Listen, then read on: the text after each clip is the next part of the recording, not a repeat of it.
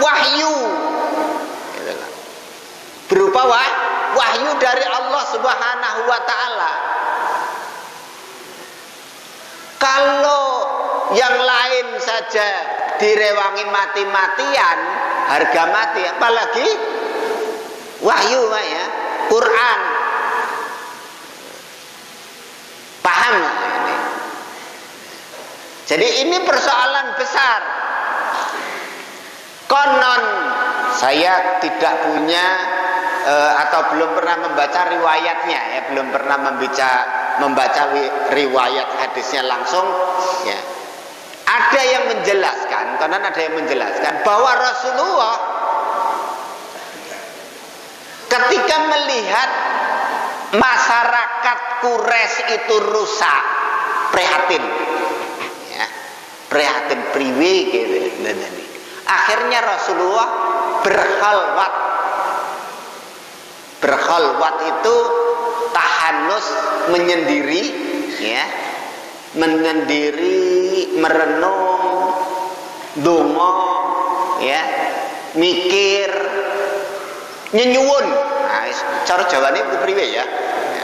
Arep tak terjemahno semedi, mbok kudu semedi gitu ya. Yang jelas pergi lunga mlebu Gua Hira.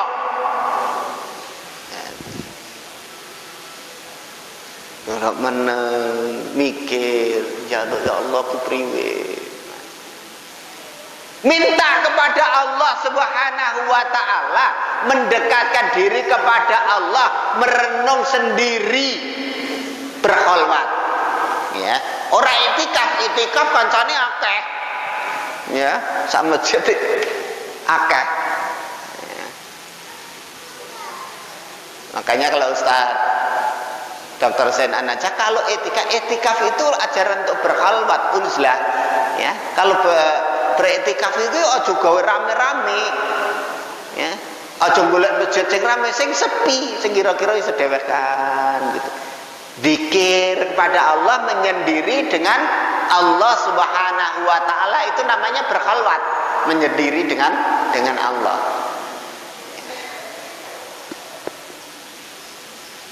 Nah,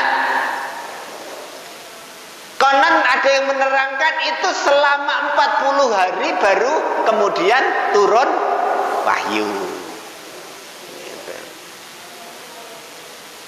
Nah, jebule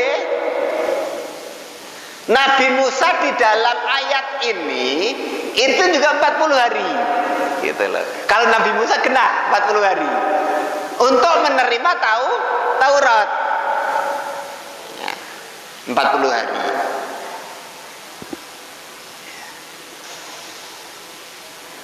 Nah, itu zaman Rasulullah luar biasa beratnya ya, menerima wahyu pertama kali itu.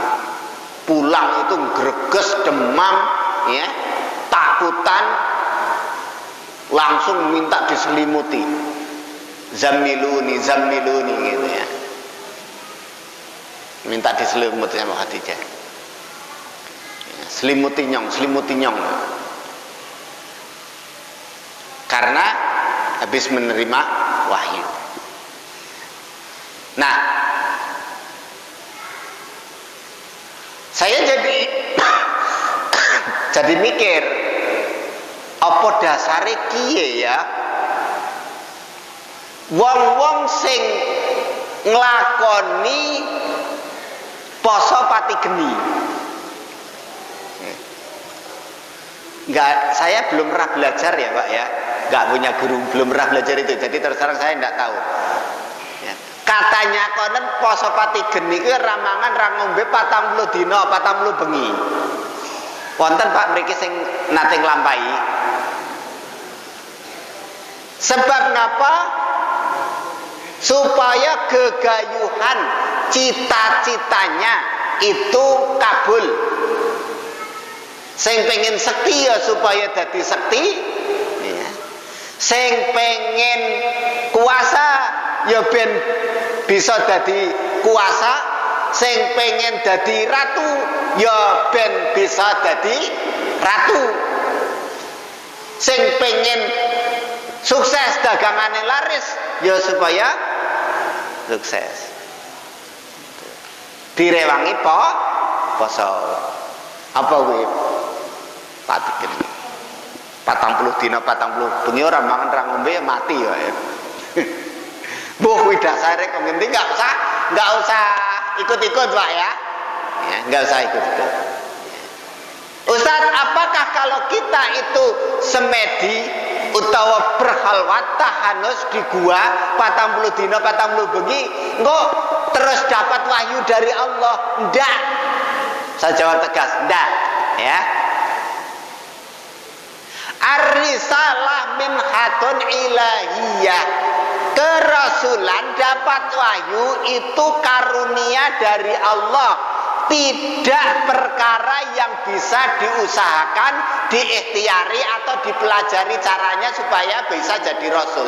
Nggak bisa ya, jadi dapat wahyu diangkat jadi rasul itu bukan perkara yang bisa dipelajari. Beda dengan ilmu kanuragan sekti ya, itu bisa dipelajari caranya ya, iso dilakoni, kalau berhasil jadi bisa didemonstrasikan ya. Seperti sihirnya tukang sihir zaman Fir'aun ya. Sihir itu bisa dipelajari, nek syarat-syaratnya terus ditempuh, orang bisa punya kemampuan. Seperti tukang sihir zaman Fir'aun, tali bisa berubah jadi ular.